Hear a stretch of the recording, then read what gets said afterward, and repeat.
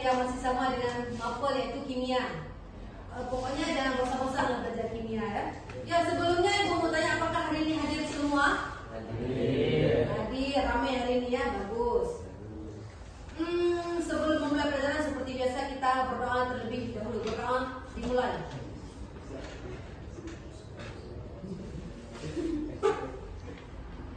Berdoa selesai. Untuk pelajaran hari ini kita akan belajar tentang yaitu apa namanya tuh? Termokimia. Sebelumnya Ibu akan menjelaskan terlebih dahulu tujuan dari pembelajaran kita pada hari ini. Yang pertama, menjelaskan pengertian sistem dan lingkungan dalam termokimia.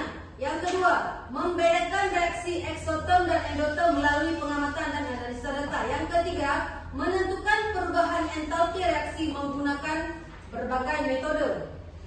Nah, sebelumnya coba lihat di buku di halaman 60. Pernah dengar apa itu termokimia? Belum? Jadi, termokimia itu terdiri dari dua kata, yaitu termo dan kimia. Yang dimaksud dengan termo itu adalah apa? Panas. Sedangkan kimia itu yang belajar tentang senyawa-senyawa kimia. Jadi, kalau kita gabungkan, termokimia itu adalah ilmu yang mempelajari perubahan panas atau kalor yang berhubungan dengan reaksi kimia. Nah, kemudian kalau kita berbicara tentang termokimia, dia tidak lepas dari yang namanya sistem dan lingkungan. Perhatikan di buku. Di halaman 60 yang nomor 2 ada sistem dan lingkungan? Ada? Ada. Nah, coba perhatikan dulu pengertian dari sistem. Sistem itu apa? Sistem itu adalah segala sesuatu yang kita amati atau segala sesuatu yang menjadi pusat perhatian dari kita dalam mempelajari perubahan energi. Nah, sekarang sistem itu terbagi dari beberapa bagian. Yang pertama atau beberapa macam. Coba lihat di halaman 61. Yang pertama ada sistem terbuka. Apa itu sistem terbuka? Kita lihat. Sistem terbuka adalah suatu sistem yang memungkinkan terjadinya perpindahan kalor dan zat materi antara lingkungan dengan sistem. Nah, Ibu kasih contoh. Misalkan ada secangkir kopi. Kita biarkan di dalam cangkir. Apakah cangkir itu panas? Tidak panas. Apakah misalkan kopi itu panas? Apakah cangkir itu panas? Panas. Kemudian apakah ada uap panas yang keluar dari cangkir tersebut? Ada. Berarti itu namanya sistem terbuka. Berarti dia tidak ada yang tertutup, semuanya terbuka. Yaitu berarti dia kalor dan material juga ikut keluar ke lingkungan. Kemudian kita lanjutkan untuk yang nomor 2. Yang B itulah sistem tertutup.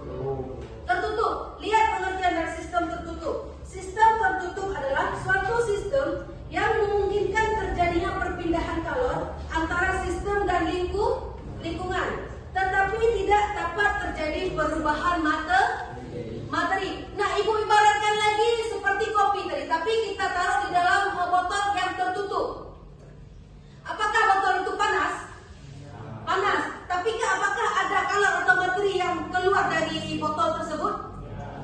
Dia cuma botolnya yang panas. Itu adalah perbedaan dari sistem terbuka dan sistem tertutup. Nah, ada satu lagi, itu sistem terisolasi. Apa pengertiannya?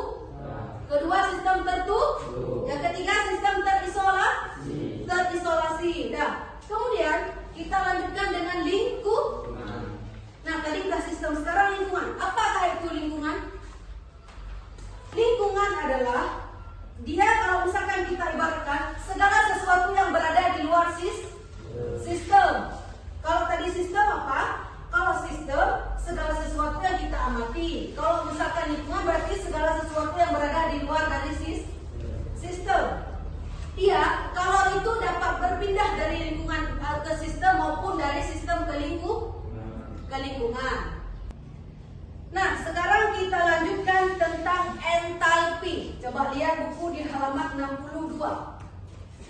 Entalpi. Apa itu entalpi?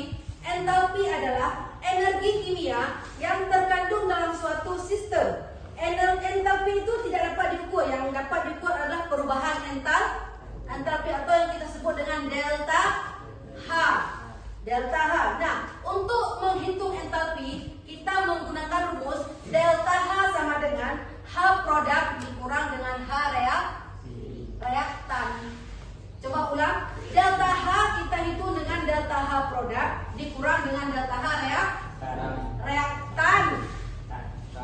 Nah, sampai sini dulu paham? Tadi udah Ibu jelaskan pengertian dari apa namanya tadi Ibu jelaskan pertama tentang termokimia. Kemudian Ibu jelaskan tentang sistem dan juga lingkungan. Barusan Ibu jelaskan tentang entalpi. Paham sampai sini dulu sebelum Ibu lanjutkan?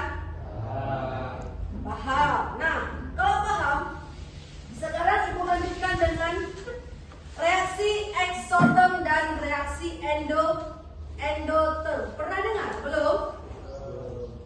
Nah, sekarang kita bahas apakah itu reaksi eksoterm dan reaksi endoterm. Kita perhatikan. Reaksi eksoterm adalah reaksi di mana sistem melepaskan kalor atau panas. Misalkan ada diagram, buat diagram seperti ini. Ini untuk reaksi eksoterm.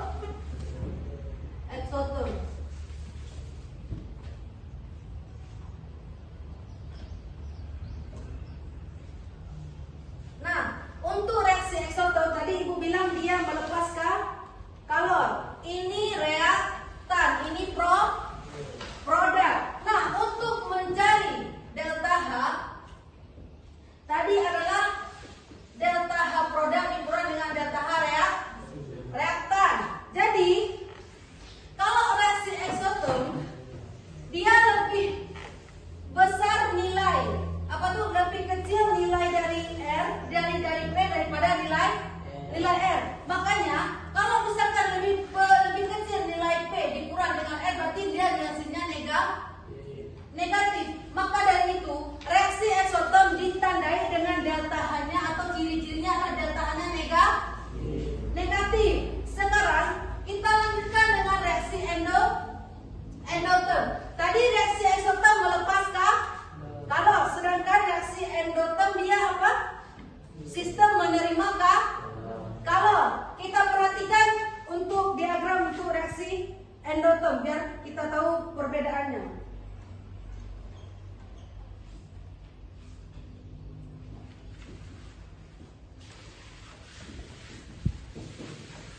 Nah, kalau misalkan di reaksi endoterm, dia produknya lebih tinggi atau lebih tinggi nilainya daripada reaksi. Makanya delta H untuk reaksi endoterm dia positif.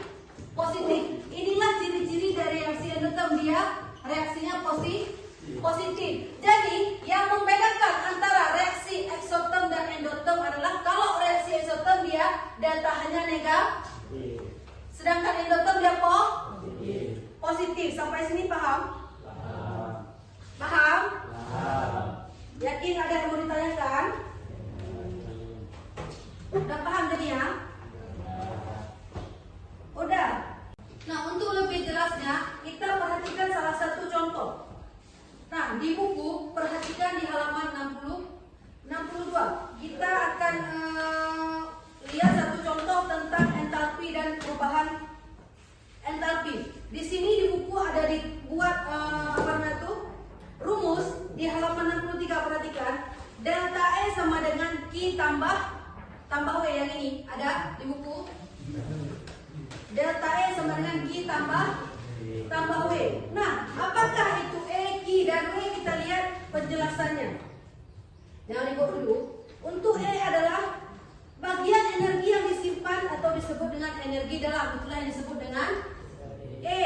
Sedangkan W itu adalah kerja, yaitu jika suatu sistem mengalami perubahan dan dalam perubahan tersebut terjadi penyerapan kalor. Sebagian energi kalor yang diserap digunakan untuk melakukan kerja, itu yang disebut dengan W atau dilambangkan dengan W. Nah, kemudian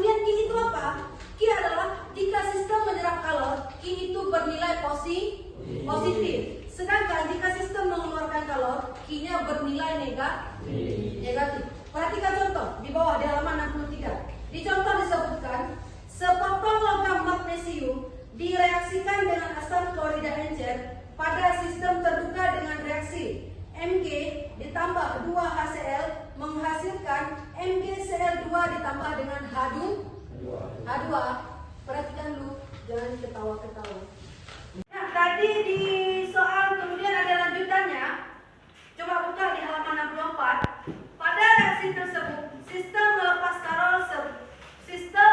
kalor sebesar 200 kJ dan menghasilkan gas yang akan menyebabkan terjadinya perubahan volume.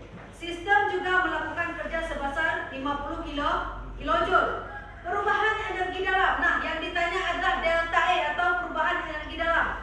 Dalam proses tersebut adalah. Nah, lihat jawabannya. Delta E tadi rumusnya apa? Q tambah dengan W. Jadi, sekarang kita masukkan nilai. Q-nya nilainya minus 200 kJ. Kenapa minus? Karena sistem melepas kalor atau dia reaksi eksotom. Dia di sini yaitu tadi ada tanda negatif. Maka Q bertanda negatif. Kemudian W jadinya min 50 kJ. Kenapa? Karena sistem melakukan kerja. Nah, jadi delta E sama dengan minus 200 dikurang dengan minus 50 kJ, jadinya adalah minus 200 kilojoule. Jadi begitulah cara untuk kita mencari yang namanya apa tadi, perubahan energi dalam atau delta E. Sudah paham? Paham. Jadi kalau udah paham, bisa kita simpulkan dari pembelajaran kita pada hari ini. Yang pertama apa? Sistem itu ada tiga. Yang pertama tadi apa? Sistem terbuka. Yang kedua sistem tertutup. Yang ketiga terisolasi. Kemudian rumus untuk mencari atau perubahan energi yang pertama delta H sama dengan delta P dikurang dengan delta R atau H produk dikurang dengan H reaktan. Jangan lupa bedakan antara reaksi dengan reaktan. Berarti kalau delta H berarti dia delta H produk dikurang dengan delta H reaktan. Oke. Kemudian ciri-ciri dari reaksi eksotom adalah negatif atau dia ada tanda negatif, sedangkan kalau endotom dia positif. Udah, berarti kalau udah ada paham semua? Paham. Kalau paham, Ibu akhiri. Sebelumnya kita berdoa seperti biasanya dulu untuk menutup pelajaran kita pada hari ini. Berdoa dimulai.